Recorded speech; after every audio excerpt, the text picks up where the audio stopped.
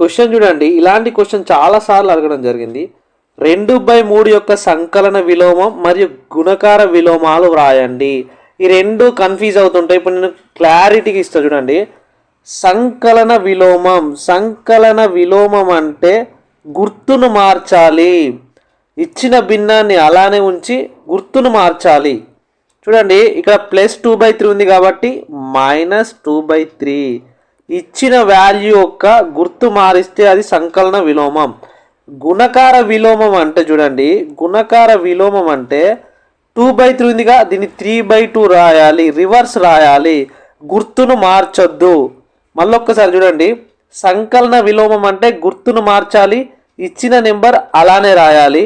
గుణకార విలోమం అంటే గుర్తును మార్చొద్దు, ఇచ్చిన నెంబర్ని తలక్రిందులుగా రాయాలి. ఇది ఆన్సర్. అయితే ఇలాంటి క్వశ్చన్ మీకు ఇస్తే దీనికి ఆన్సర్ కామెంట్ చేయండి.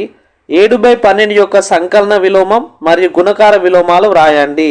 ఈ క్వశ్చన్కి ఆన్సర్ కామెంట్ చేయండి. ఇలాంటి మంచి వీడియోస్ కోసం అయితే మన ఛానల్ని ఫాలో అవ్వండి. Thank you.